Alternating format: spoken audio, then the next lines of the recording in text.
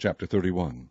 And it came to pass in the 11th year, in the 3rd month, in the 1st day of the month, that the word of the Lord came unto me, saying, Son of man, speak unto Pharaoh king of Egypt, and to his multitude, Whom art thou like in thy greatness? Behold, the Assyrian was a cedar in Lebanon, with fair branches, and with a shadowing shroud, and of an high stature, and his top was among the thick boughs. The waters made him great, the deep set him up on high, with her rivers running round about his plants, and sent out her little rivers unto all the trees of the field.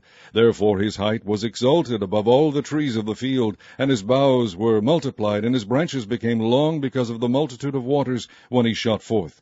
All the fowls of heaven made their nests in his boughs, and under his branches did all the beasts of the field bring forth their young, and under his shadow dwelt all great nations.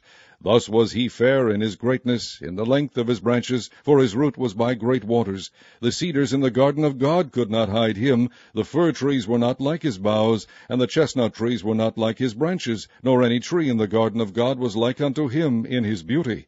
I have made him fair by the multitude of his branches, so that all the trees of Eden that were in the garden of God envied him. Therefore thus saith the Lord God, because thou hast lifted up thyself in height, and he hath shot up his top among the thick boughs, and his heart is lifted up in his height, I have therefore delivered him into the hand of the mighty one of the heathen. He shall surely deal with him. I have driven him out of his wickedness, and strangers, the terrible of the nations, have cut him off, and have left him. Upon the mountains and in all the valleys his branches are fallen, and his boughs are broken by all the rivers of the land. And all the people of the earth are gone down from his shadow, and have left him.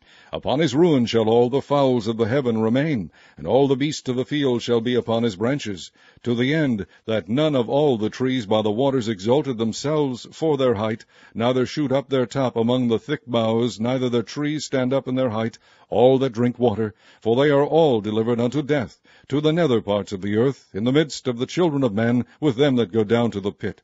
Thus saith the Lord God, In the day when he went down to the grave, I caused a mourning. I covered the deep for him, and I restrained the floods thereof, and the great waters were stayed. And I caused Lebanon to mourn for him, and all the trees of the field fainted for him. I made the nations to shake at the sound of his fall, when I cast him down to hell with them that descend into the pit. And all the trees of Eden, the choice and best of Lebanon, all that drink water, shall be comforted in the nether parts of the earth.